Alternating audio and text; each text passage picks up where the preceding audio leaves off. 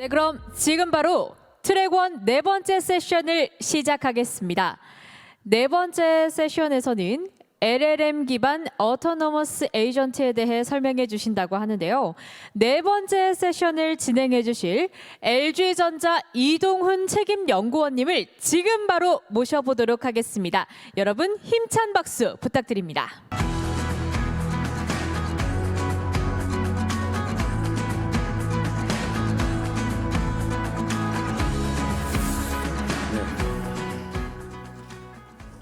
예, 안녕하십니까.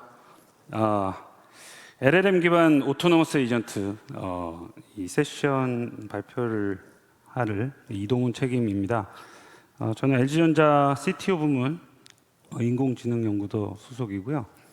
나중에 더 설명을 드리겠지만 이 분야는 LLM 기반 오토노머스 에이전트, 에이전트 이런 분야가 이제 주목을 받는 그런 분야이기 때문에 너도 모르고 나도 모르고 다 같이 시작하는 입장에서 이제 설명을 드릴 거고요. 그다음에 그렇기 때문에 더 어떤 깊이 있는 어떤 내용을 설명드린다기보다는, 그리고 이 오디언스를 어떻게 특정하기도 좀 어렵고 해서 되게 가볍게 캐주얼하게 이제 이거는 이런 것이고 앞으로는 뭘 해야 될 것 같고 그다음에 어떤 것들이 필요하다, 이런 내용을 위주로 주로 설명드리도록 하겠습니다. 네, 저는 제 소개를 간단히 드리면 LG전자 CTO 부문의 인공지능연구소에 있고요. 인공지능연구소 아래에 앰비언트 인텔리전스 연구실이 있고 그 아래 한 4개 정도의 TP 태스크가 있는데 그 중에 디지털 휴먼 태스크를 맡고 있습니다. 저는 제 이메일은 그 아래 내용과 같고요. 저도 다들 아시겠지만 이동훈이라는 이름이 너무 많아가지고요. 이동훈 동훈 .yi를 쓰려고 했는데 결국 누군가는 점유를 하고 있었고, 그래서 하다 9까지 간 상태입니다.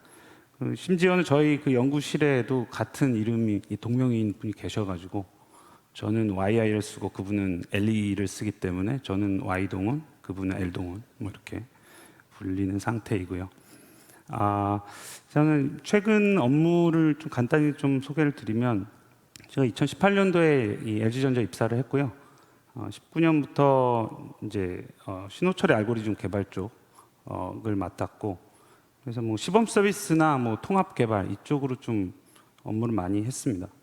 그래서 2019년 같은 경우는 이제 사이니지, 그 퍼블릭 스페이스에 있는 그 사이니지에다가 마이크를 달아가지고 거기서 이제 음성 인식을 하는 문제 이제 기여를 했었고요, 참여를 했었고요. 그때 이제 그 문제는 퍼블릭 스페이스가 너무 시끄러우니까 이걸 도대체 어떻게 신호 처리를 해야지 음성 인식이 좀 잘 될까, 이런 것들이 문제였고요.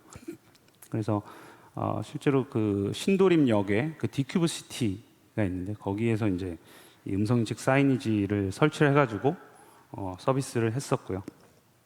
그다음에 그 다음 해에는 판교에 그 BS 본부에서 만든 그 레퍼런스 홈이 있습니다.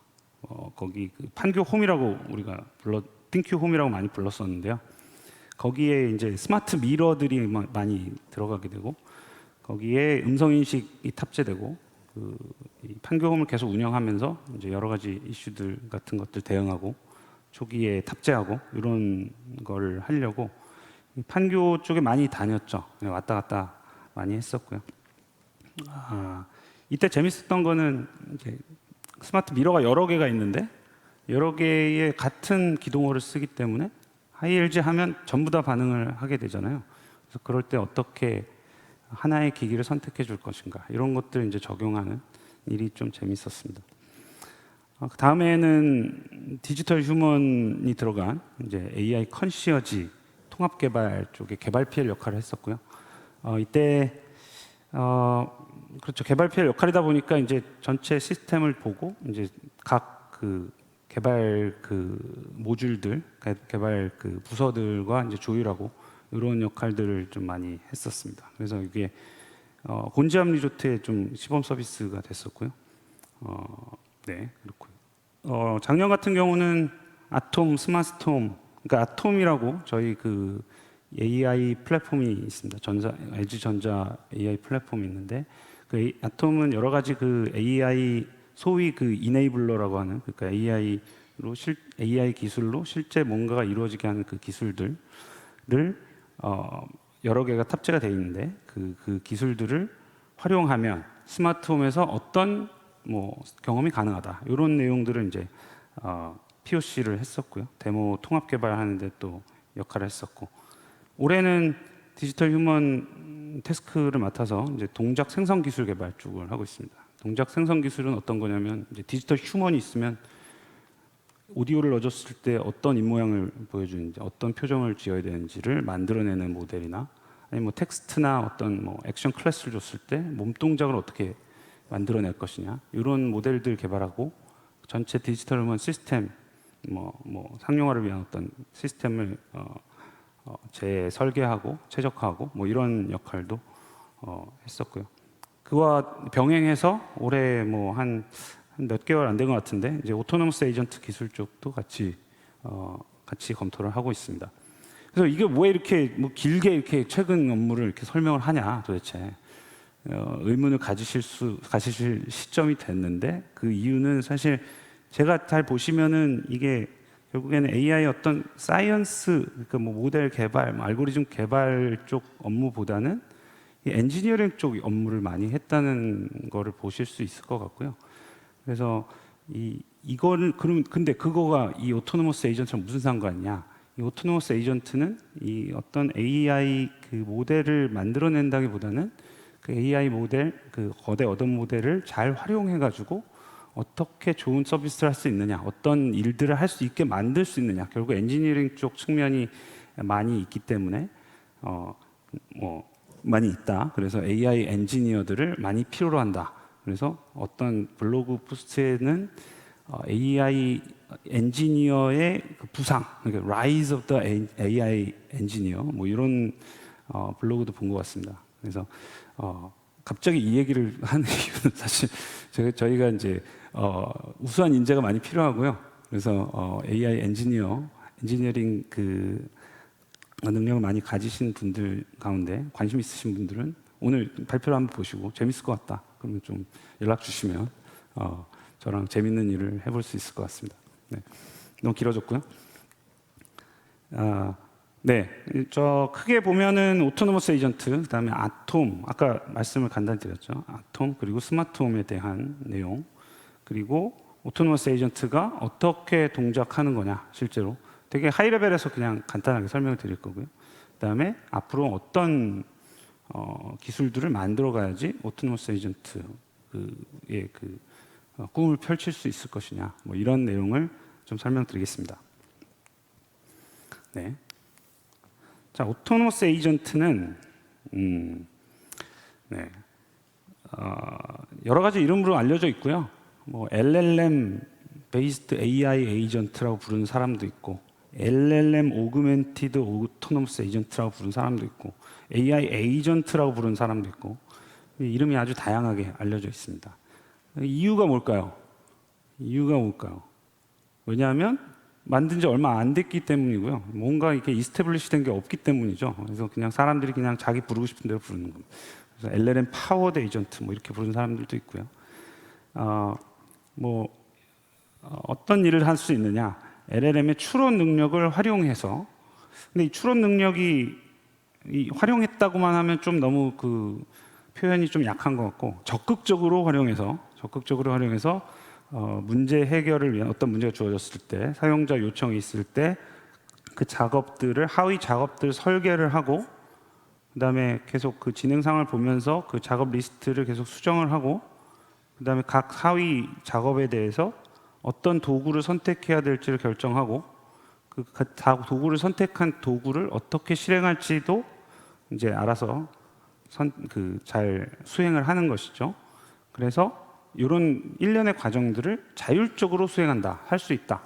그래서 오토노머스 에이전트라고 이름을 부르는 것이죠. 네, 그렇게 됐고요. 그래서 이렇게 이름도 여러 가지고 뭐 이스태블리시도 안 됐고 하는 이유는 그 역사가 사실 뭐 오토노머스 에이전트 자체는 되게 역사가 유구하죠. 그래서 이거에 대한 관심도 많고 어떻게 하면 오토노머스하게 만들 수 있느냐 이런 얘기들이 많았지만 이 LLM의 그 제너러티브 AI의 시대가 오면서 이제 진짜로 뭔가 할 수 있을 것 같다. 뭐 이런 이제 얘기가 되면서 더 각광을 받기 시작했고요. 사실 여기 보시면은 이제 올해 한 3, 4월 경부터 관련 연구에 대한 관심이 크게 증가를 했습니다. 여기 보시면은 이 그림에 보시면 이 Y축이 그 논문 그 누적 개수고요. 그다음에 여기 보시면 깃발이 쭉 올라가는데 이게 누적 개수니까 그 차이를 보셔야겠죠. 그 차이를 보시면 갑자기 확 튀는 지점이 2월에서 3, 4월 쪽으로 갈 때 거기서 이제 확 튀는 것을 보실 수가 있고요. 이때 나왔던 것들이 여기 설명들이 여기 써 있는 이 베이비 AGI, 뭐 태스크 매트릭스 AI, 허깅 GPT, 뭐 오토 GPT 뭐 이런 것들입니다. 그래서 이런 것들을 필두로 이 LLM을 써야 되니까 당연히 프롬프팅 기법들을 활용해서 많은 뭐 연구 결과나 뭐 GitHub에 뭐 계속 올라오고 뭐 이런 것들이 이제 계속 관심을 많이 받고 있죠. 네. 그래서 뭐 글자가 좀 가려졌는데 어찌 됐든 오토노머스 에이전트는 이런 어떤 복잡한 명령에 대해서 작업을 자율적으로 설계하고 수행하고 도구를 선택하고 수행하고 하는 일련의 과정들을 자율적으로 수행할 수 있기 때문에 각광을 받고 있습니다. 네, 그래서 기존의 NLP 기술로 대응하기 어려웠던 그런 문제들을 이제 드디어 풀 수가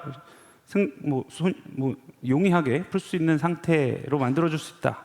이런 어떤 희망을 갖고 있는 것이고요.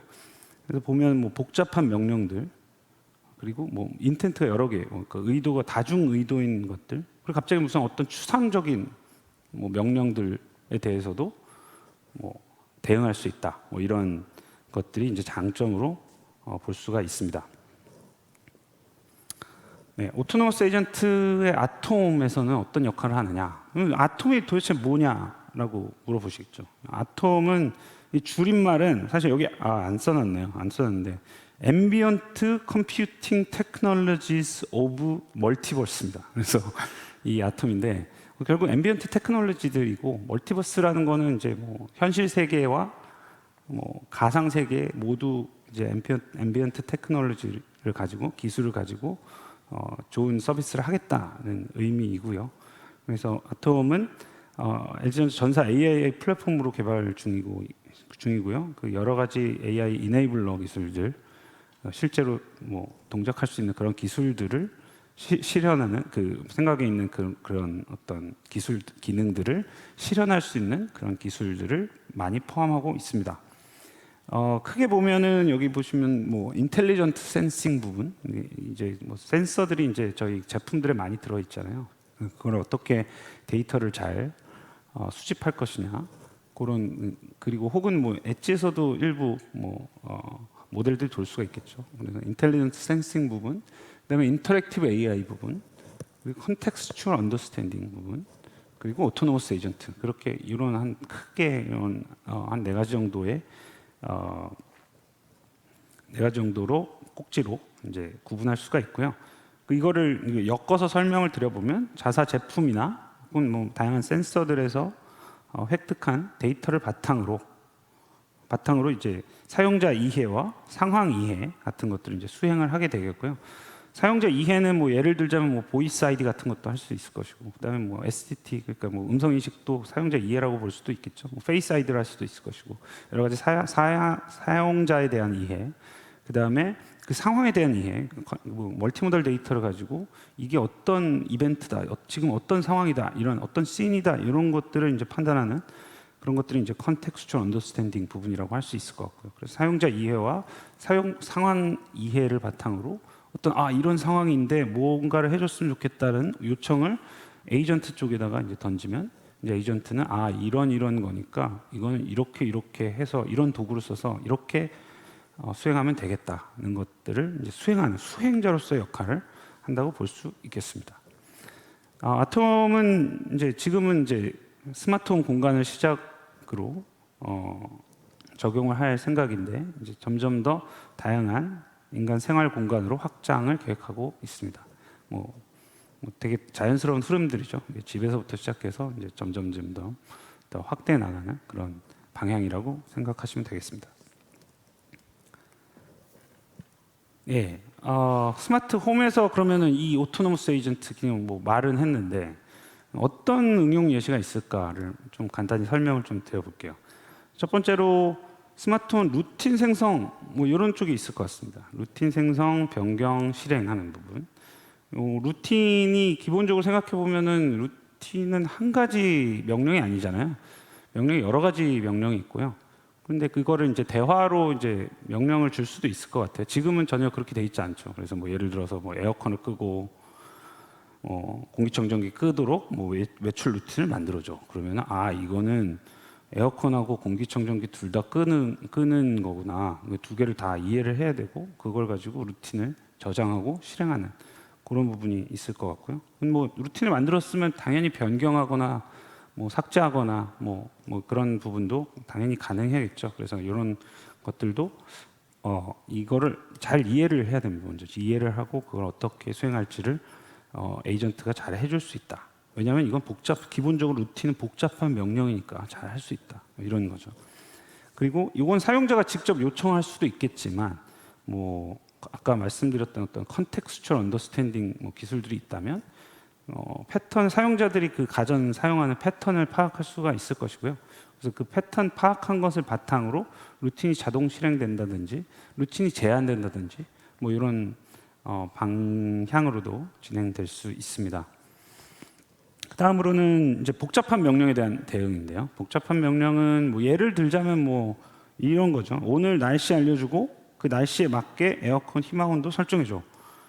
그러면 일단 날씨를 알아야 되고, 그러면 날씨 API를 가지고 날씨를 받아와야 되고, 그럼 날씨에 맞게 희망 온도를 어떻게 판단해야 되냐? 그건 어떤 기준이 있겠죠. 그런 것도 기준이 있어야 될 것이고. 근데 뭐 사용자가 이건 날씨에 맞게라고 말하기보다는 어떤 뭐 구체적인 내용을 줄 수도 있을 겁니다. 아마도 뭐 외부 온도보다 뭐 5도 낮게 에어컨 설정해줘. 아니면 내부에서 측정된 온도보다 한 1도 정도 더 낮게 희망 온도를 맞춰줘. 뭐 이런 식으로 하면 그러면은 이제 외부 온도 값을 아니까 1도 낮게 하려면 그러면은 이걸 산수를 해야 되잖아요. 뭐 예를 들면 그럼 그 산수 같은 것도 이 캘큘레이션 뭐 API를 쓴다든지 뭐 툴들을 적절히 선택해가지고 계산을 수행해야겠죠. 그 다음에 에어컨 희망 온도 설정이죠. 이거는 이제 저희의 그 ThinQ API를 써가지고 잘 설정할 수 있고요. 그래서 이런 식의 어떤 복잡한 명령에 대한 대응, 그러니까 여러 가지 그 도구들을 써가지고 여러 가지 다양한 동작을 해야 되는 경우, 그럴 경우에 이제 대응이 용이하다, 가능하다 뭐 이런 예를 들 수 있을 것 같고요. 그 다음으로는 뭐 이건 좀 나중 얘기일 것 같은데 추상적인 명령이 있을 겁니다. 지방 공기가 왜 이래? 쾌적하게 좀 만들어봐. 그러면 그냥 알겠습니다. 일단 했는데 어떻게 판단할 것이냐? 뭐 그런 여러 가지 기준이 있겠죠. 뭐 예를 들자면 뭐 컨텍스트 같은 것들이 있을 겁니다. 그러니까 뭐 사용자들이 원래 뭐 이 사용자가 선호하는 어떤 뭐 환경 같은 것들을 미리 파악해 놓을 수도 있고, 그다음에 집안에 어떤 제어할 수 있는 기기들이 어떤 것들이 있는지를 이미 알고 있어야 되겠죠. 그리고 예전에 뭔가 대화했던 어떤 히스토리 같은 것도 참고할 수도 있을 것이고, 아니면 어떤 뭐 지식 같은 것들을 미리 가지고 있다가 거기서 어떤 아까 이대현 책임님 뭐 말씀하셨던 어떤 리트리브를 해가지고 그 지식을 활용할 수도 있을 것이고요. 그런 어떤 다양한 그 조건들을 알아서 잘 판단을 해가지고 이 추상적인 명령에 대응할 수 있을 것이다. 뭐 지방 공기를 쾌적하게 만들어줘. 뭐 그런 게 이해가 될 수 있을 것 같습니다. 자, 그래서 이 오토노머스 에이전트에 대해서 뭐 설명을 그냥 말로만 계속 드렸는데 이 말로만 하면 좀 이렇게 와닿지가 않죠. 그래서 간단하게 저희가 프로토타이픽한 그 예시 영상을 한번 보시겠습니다. 네, 자 보시면 Hello. How can I assist you today? 네, 인사하고요. 네, 여기 어떤 명령을 줬냐면 여기 녹색 I set the leaving home routine as 네, check the weather in Seoul today. Turn on the air conditioner and set the target temperature considering the current temperature. Then turn off the air purifier and start vacuum cleaning. 네, 녹색 글씨로 나왔던 그것들을 다 루틴으로 만들어 달라는 명령을 보냅니다. 복잡하죠. 그리고 이걸 만들어줘. 루틴으로 만들려고 보냈고, 그다음에 그걸 실행해줘 하니까 이제 알겠습니다. 이제 실행을 하겠습니다. 하는데 뭘 했냐면 먼저 루틴 실행을 위한 작업 계획을 여기 보시면은 좀 글씨가 작아서 어렵겠지만 날씨를 먼저 파악하고 날씨에서 가장 적절한 희망 온도를 파악하고 그다음에 공기청정기 끄고 그다음에 뭐 했었죠? 네, 청소기를 돌리고 The 이것들을 current weather in Seoul, 계획을 South 하고요. Korea is scattered clouds with a wind speed of 3.6 meters per second coming from the direction of 280 degrees. 네, 이 플랜에 따라서 쭉 이제 실행을 하는 거죠. A 하나씩. suitable target temperature for the air conditioner considering the current temperature in Seoul would be around 24 degrees Celsius to 26 degrees Celsius. 네, 첫 번째로 했던 건 날씨를 파악을 했고 그 다음에 희망 온도가 어떻게 되는 게 좋겠다, 25도가 되는 게 좋겠다고 판단을 했고요. 그래서 기기를 실제로 제어를 하게 됩니다. 그래서 확인을 해봤더니 에어컨이 꺼져 있어가지고 그러면 에어컨을 먼저 켜고 에어컨을 켰고요. 저기 이 소리가 좀 잘 안 들리는데 켰고 그 다음에 갑자기 25도로 그 희망 온도를 설정을 했고요. 그 다음에는 The 공기청정기를 air 끄고 conditioner has been turned on and set to the target temperature of 25 degrees Celsius. 네, 그 이 중간 단계를 이제 요약해서 설명을 좀 해준 거고요. 그다음에 공기청정기를 끄고 이게 뭐 클린 부스터죠. 클린 부스터가 이제 쭉 닫히는 걸 보실 The 수가 air 있고요. purifier has been turned off. 공기청정기가 꺼졌습니다. 그다음에는 이제 청소기를 돌리는 거죠. 네, 청소기를 돌렸다. 쭉 이제 청소를 시작합니다. 네, 그래서 이런 식으로 The vacuum 이제 cleaner has been started. 루틴을 생성하고 복잡한 명령으로 루틴을 생성하고 루틴을 실행할 때 작업 계획들을 알아서 해가지고 잘 수행한다 이렇게 되고 이제 이 하위 태스크들을 다 수행한 이후에 그다음에 이제 요약을 이렇게 해주게 됩니다. The current weather in Seoul, South Korea is scattered clouds with a temperature of 31.84 degrees Celsius. 말소리가 되게 빠른 것 같은데 이게 좀 길어질까봐 좀 Based on this, the air 말을 좀 conditioner was 빨리 set to a comfortable 좀 temperature of 25 생성을 degrees 했고요. Celsius. Additionally, the air purifier has been turned off and the vacuum cleaner has been started. 네, 그래서 배큐um 클리너가 시작됐다는 것까지 이제 보여드렸습니다. 그러니까 이게 이제 기본적으로 루틴을 생성하고 루틴을 실행하고 그다음에 그 결과를 알려주고 이거에 대한 어떤 시연이었고요.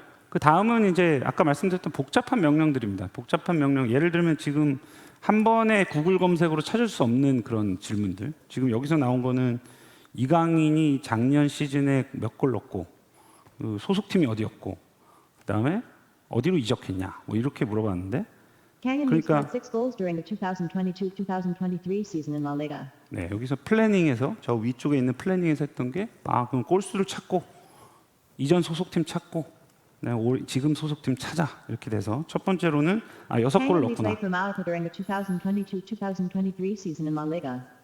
마요르카에 있었구나. 뭐 이렇게 하나씩 이제 찾는 거죠. 마지막으로는 현재 소속팀은 어디냐 이렇게 찾아봤고요.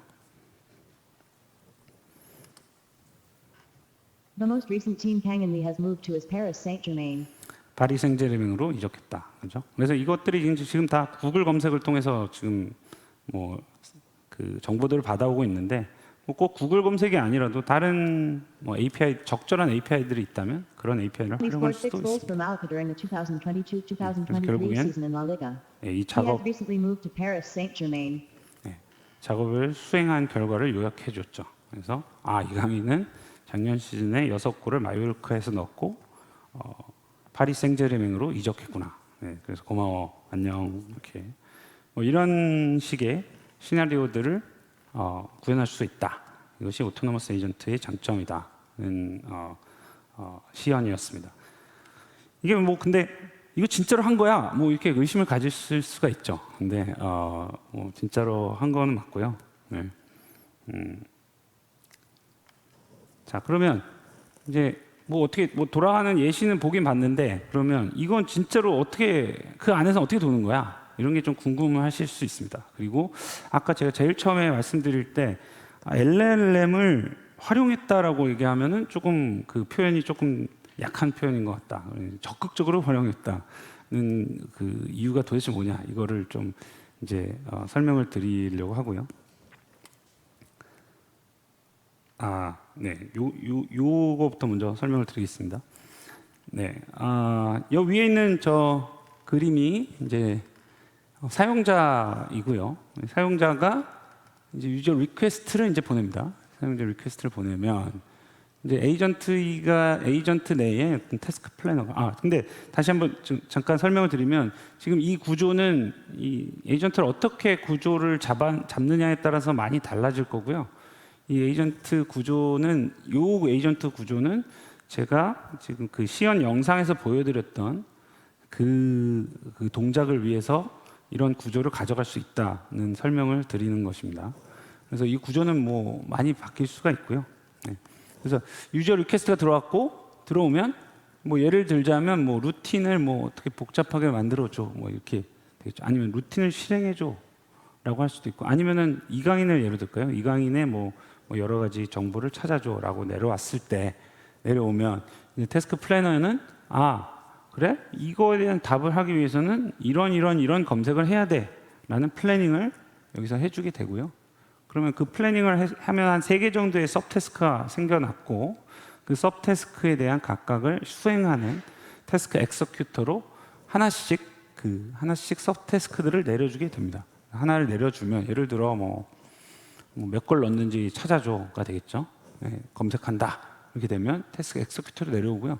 그럼 태스크 엑서큐터에서 하는 일은 뭐냐면 이 서브태스크가 왔는데 그러면 이 서브태스크에 대해서 뭘 해야 되지? 이거를 이제 물어보게 됩니다. 이걸 생각하라고 이제 요구를 하게 되고요. 그 다음에 그 생각을 바탕으로 여기 어떤 액션을 취해야 되는 거야 또 결정해줘. 이게 두 가지 이제 thought하고 액션 그 두 가지에 대해서 답을 달라고 LLM한테 물어보는 거죠. 기본적으로 물어봅니다. 죄송합니다. 이게 좀 먼저 넘어갔는데 이 플래닝도 마찬가지예요. 플래닝도 이 전체 꼬리 전체적인 그 문제가 왔는데 이 문제를 풀려면 어떤 서브태스크를 풀어야 되니라고 알려줘. 그렇게 하면서 이 LLM한테 이제 물어보고요. 처음에 물어봐가지고 그 태스크 리스트를 받고 그다음에 받은 다음에 하나씩 이제 서브태스크를 내려준다. 그런 것이고요. 그래서 그 서브태스크가 들어왔고 그 다음에 하는 일은 각각의 서브태스크에 대해서 그래? 그러면은 어떤 일을 해야 될지 생각해보고 그 다음에 이 어떤 액션을 취해야 되는지도 골라줘. 이렇게 됩니다. 그래서 thought하고 액션을 같이 물어보게 되는 요청을 한 번 더 이제 LLM 쪽에 던지게 되고요. 그러면 그거에 대해서 LLM은 어떤 답을 주냐면 네가 이런 툴을 갖고 있는데 예를 들면 구글 검색도 할 수 있고 뭐 ThinQ 제어 API도 있고 날씨 API도 있고 뭐 여러 가지 그 툴들을 네가 가지고 있고 그걸 네가 프롬프트에다 이렇게 줬는데 이 중에서 그 서브태스크를 지금 뭐 이강인 리그 골수를 알기 위해서는 그러면 너는 구글 검색을 해야 될 것 같아라고 액션을 내려주고요. 그다음에 구글 검색을 할 때 어떤 키워드를 가지고 검색을 해야 될지도 같이 내려줍니다. 뭐 이강인 리그 골수, 뭐 작년 리그 골수 뭐 이런 게 되겠죠. 그래서 내려주면 그러면 이 태스크 엑서큐터는 그 API를 활용해서 그리고 그 거기에 같이 온 액션 인풋 그러니까 검색어를 활용해 가지고 저 툴 쪽으로 보내서 툴 쪽으로 보낸다기보다는 그 API를 활용해 가지고 그 구글 검색을 하고요. 그럼 구글 검색한 결과를 받아오면 그거를 우리는 소위 이제 observation이라고 부릅니다. observation이라고 부르고요. 그래서 그 observation들을 가지고 이제 한 번 더 이제 LLM한테 또 물어보게 됩니다. 이거 이런 observation을 받았어. 근데 이거 서브태스크를 뭐 수행하기에 충분한 뭐 정보를 가지고 있는 거야? 그걸 한 번 더 물어보죠. LLM 쪽에 또 한 번 더 물어보고요. 그래서 그래, 너 이제 충분한 결과 있는 것 같아. 그러니까 최종 이 서브태스크에 대한 최종 결과를 만들어는 쪽으로 넘어갈 수도 있고 아니야 부족해. 근데 뭔가를 더 해야 될 것 같아. 그러면은 저 위에 저 파란색 화살표대로 다시 thought으로 돌아가서 그럼 뭘 해야 될까? 또 생각하고 그럼 또 LLM 또 물어보는 거죠.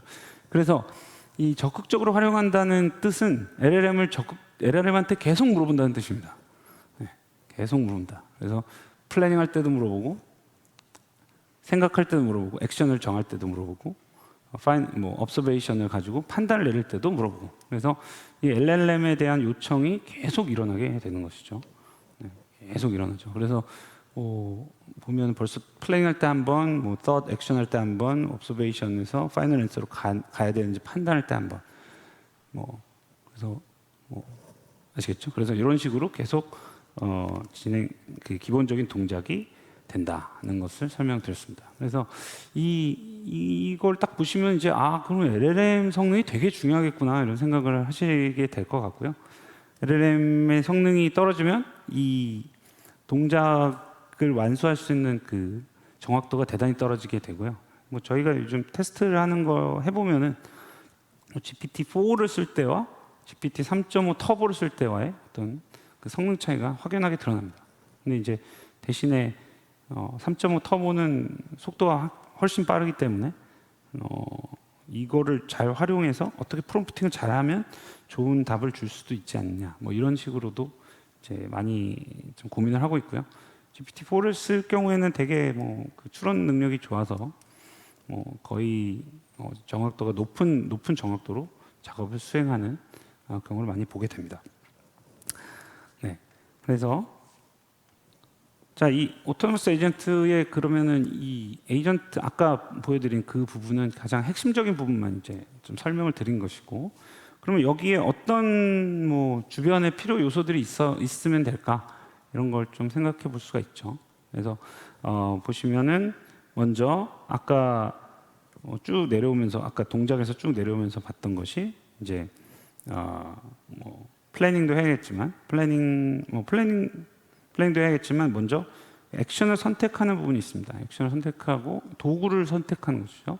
그래서 도구들이 잘 갖춰져 있어야 됩니다. 그래서 이 에이전트가 할 수 있는 API들이 많이 망라가 돼 있고 그 중에 어떤 API를 고를지 활용해서 이 문제를 해결할지를 이제 골라야 되는데 이 부분에 이제 되게 할 일들이 많을 걸로 예상이 되고요. 그냥 구현 자체도 많이 해야 되고 API들 API 콜하는 부분을 많이 구현을 할 수 있는데 근데 이 중에서 이 해당 그 서브태스크에 맞게 어떻게 액션을 잘 고를 것이냐.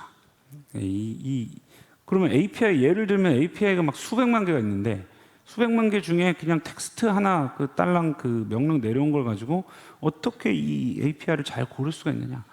어떻게 골라야 되냐. 그리고 고른다고 끝나는 게 아니라 이 API에 맞는 아규먼트를 넣어줘야지 제대로 수행이 될 거잖아요. 그 아규먼트까지 어떻게 잘 만들 수 있게 할 거냐.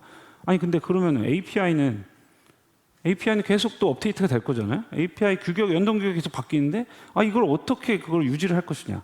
이 머리가 복잡해집니다. 그죠? 그래서 이쪽 부분에도 대단히 많이 할 일이 있다는 것을 아실 수가 있고요.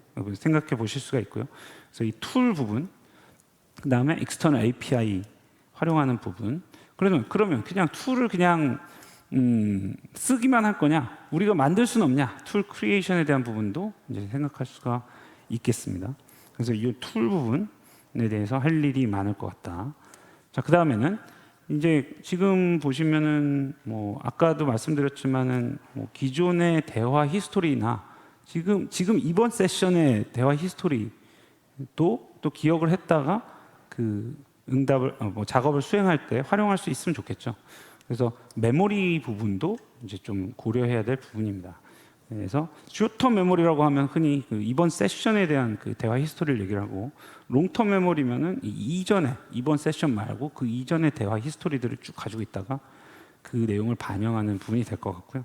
여기다가 좀 더 더한다면 컨텍스트 같은 것들, 그러니까 아까도 말씀드렸다시피 인바이러먼트 혹은 유저 프레퍼런스 같은 것들이 이제 더 포함이 될 수 있겠습니다. 컨텍스트 그러니까 예를 들면 인바이러먼트니까 이 집에 있는 이 집에 띵큐 기기 개수가 어떤 종류가 있고 어떤 몇 개가 있고 어디에 있고 이런 것들이 이제 environmental information이 될 수 있을 것 같고요.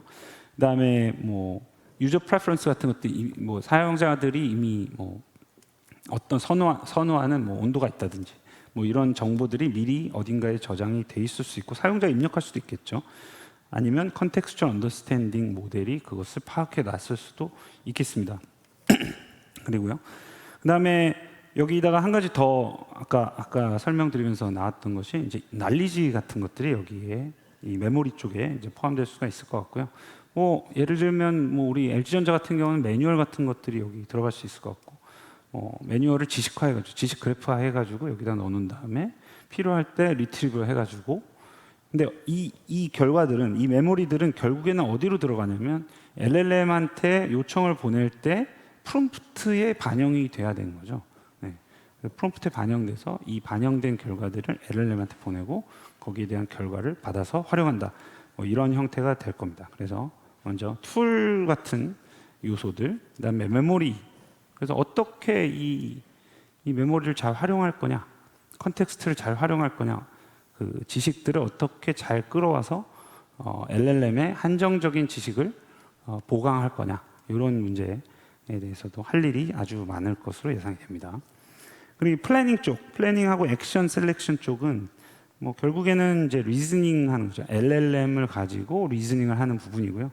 그래서 이쪽에는 뭐 여기 써 있는 거는 뭐 리플렉션, 뭐 셀프 크리틱, 뭐 체인 오브 닷은 그냥 뭐 프롬프팅의 뭐 전략이라고 보시면 될 것 같고요. 서브골 디컴포지션 뭐 이런 것들을 한다고 하는데, 그렇죠. LLM을 활용해서 어떻게 잘 작업을 설계할 것이냐, 그리고 어떻게 액션을 잘 고를 것이냐, 결국 LLM을 잘 활용하는 부분이 되겠습니다. 그래서 이쪽에는 프롬프팅이 되게 중요한 역할을 할 것 같고요. 그다음에 뭐 각각의 뭐 단계에 있어서의 더 특화된 그 LLM 파인 튜닝 같은 것들을 진행할 수도 있겠죠. 그리고 여기서 한 가지 더 중요한 것은 LLM으로부터 만들어낸 작업 계획 같은 것들을 이게 좀 안전한지도 좀 잘 파악을 해야 됩니다. 이 결과가 뭔가 나오긴 했는데 나온 그대로 그냥 실행해버리면, 자율적으로 그냥 실행해버리면 사용자를 위험에 빠뜨릴 수도 있을 것이고, 아니면은 뭐 사용자에게 좀 불쾌한 어떤 뭐 턱식한 어떤 뭐 응답을 줄 수도 있겠죠. 그래서 그런 것들을 잘 걸러내는 기술도 중요할 것으로 예상이 됩니다. 그래서 이 필수 요소들, 필요 요소들을 보면 뭐 메모리 쪽, 툴 쪽, 그다음에 플래닝 쪽, 그다음에 이거를 그러면 어떻게 잘 아키텍처를 잘 만들 거냐, 이런 내용들이 이제 또 중요할 것으로 예상이 되고요. 자, 그래서 이 앞으로의 어떤 그 오토노머스 에이전트의 기술적인 도전에 대한 내용들은 아까 지금 설명드리면서 다 나왔던 내용들인데요. 다시 한번 반복을 드리게 될 것 같고요. 그래서 뭐 이 에이전트를 만들어 가지고 그 안에 들어가는 그 LLM들만 바꿔 가지고 성능들을 본 거가 이제 에이전트 벤치라는 그 페이퍼가 있는데요. 에이전트 벤치에서 얘기했던 것이 저 제일 위에 있는 게 GPT-4죠. 그래서 GPT-4를 활용했을 때의 그 성능하고 나머지들하고 격차가 좀 크더라. 그리고 왜 뭐 라마니 뭐 이렇게 BQ나니 뭐 이렇게 뭐 오픈 소스 계열에서 나오는 애들이 그 추론 성능하고 이 GPT나 혹은 클러드 같은 이 회사에서 제공하는 이런 대규모, 더 큰 규모의 언어 모델들하고는 성능 격차가 좀 있더라. 그리고 회사에서 제공하는 그런 그 모델들 안에서도 격차가 있더라. 뭐 이런 내용들이고요. 그래서 먼저 충분한 추론 능력을 갖는 LLM 자체를 확보하는 기술이 되게 중요할 것으로 예상이 됩니다. 근데 이건 충분한 추론 능력을 가지려면은 뭐 흔히 이제 뭐 파라미터 수가 더 많을수록 이런 추론 능력이 커진다는 어떤 경향성을 지금 뭐 사람들은 보고 있는데, 그래서 뭐 저희 엑사원이라든지 뭐 어떤 충분한 추론 능력을 갖는 LLM을 확보하는 기술이 중요할 것이고요. 아까 말씀드린 대로 이제 그러면 그 아까 필수 요소들이 있는데 이걸 어떻게 잘 아키텍처를 잘 만들 것이냐, 상용화 가능한 구조가 되려면 결국에는 레이턴시 문제를 해결해야 될 텐데, 그리고 이 뭐 비용 문제도 이제 중요해지겠죠. 그런 것들을 어떻게 잘 극복할 수 있는 아키텍처 설계할 것이냐. 그 다음에 이 LLM을 이용해서 리즈닝을 하기 위해서는 결국 프롬프트 전략이 되게 중요하고요. 아까 예를 한번 들어드렸던 것은 이 thought, action, observation의 형태로 가는 그것을 이제 소위 그 리액트 프롬프팅이라고 그러죠. 그래서 그 리액트 프롬프팅 같은 프롬프팅 전략. 그다음에 아까 말씀드린 대로 턱식한 결과나 아니면 작업 계획 자체가 되게 위험한 그 방향으로 만들어낼 수도 있기 때문에 이런 것들을 잘 걸러내는 안전성 확보 기술, 혹은 또 LLM 자체가 대단히 좀 그 지식 그 프리트레이닝 된 그 데이터들에만 한정돼 있기 때문에 이것을 어떻게 지식이나 외부 지식이나 메모리나 컨텍스트를 가지고 잘 보강할 수 있는 것이냐. 그리고 또 이제 툴을 이제 막 수백만 개 API를 활용하려고 그럴 때 이걸 어떻게 하면 잘할 수 있느냐. 그리고 그다음 6번은 좀 약간 킬러 애플리케이션을 어떻게 만들어갈 것이냐에 대한 얘기인데, 예를 들자면 뭐 로봇 같은 것들에 대한 하이 레벨 작업 계획 같은 것도 이 에이전트가 수행할 수 있을 것이다. 그리고 지금 뭐 LLM만 활용을 했는데 멀티모델 파운데이션 모델도 확보하고 활용할 수 있지 않겠느냐. 뭐 이런 내용들이 있겠습니다. 그래서 시간이 정말 빨리 가네요. 저 혼자 이제 막 계속 떠들었는데, 어쨌든 이런 뭐 이 희망적인 어떤 이 에이전트에 대해서 이제 어떤 블로그를 봤는데, 여기 LLM 리서치에 있어서의 오픈 챌린지가 어떤 것들이 있는지 쭉 얘기하면서 7번에 보시면 에이전트를 유저블 하게 만드는 거가 이제 오픈 챌린지입니다. 근데 이 재밌는 것 같아요. 뭘 어떻게 잘 만들자 이게 아니라 쓸 수 있게 만들자고 하는 거잖아요. 그러니까 이 얘기는 뭐냐면 아직 갈 길이 멀다는 얘기라고 보시면 될 것 같고, 근데 이게 갈 길이 멀다고는 하지만 뭐 글쎄요, 뭐 좀 좋은 전략을 가지고 단계적으로 어떻게 잘 뭐 만들어 갈 수 있느냐가 되게 중요할 것 같습니다. 그래서 되게 미래의 일이라고 생각하지만 그렇게 먼 미래가 아닐 수 있다. 뭐 이런 말씀을 드릴 수 있을 것 같고요. 자, 그래서 이건 저희 아들이 그린 그림인데요. 제가 그 디지털 휴먼 AI 컨시어지 그 만들 때 뭐 아빠가 하는 일을 그림을 그리라니까 이렇게 그렸더라고요. 그래서 뭐 식당 어디예요? 그러니까 디지털 휴먼이 뭐 어디 있습니다. 뭐 이렇게 하는데, 여기 뭐 여러 가지 그 에이전트의 그 요소들이 있습니다. 뭐 잘 그렸어요. 셀프 크리틱도 했고, 그다음에 뭐 와 신기하고 편리하네. 그러면서 뭐 외부의 피드백도 받았죠. 그렇죠.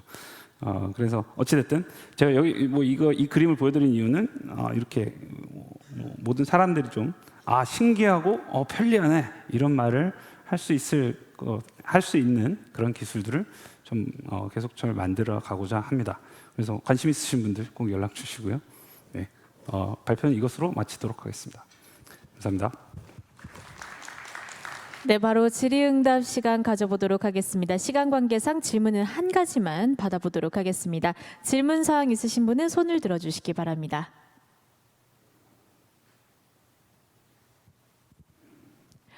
네, 지금 질문 없으신 것 같아서요. 오늘 강연 여기서 마치도록 하겠습니다.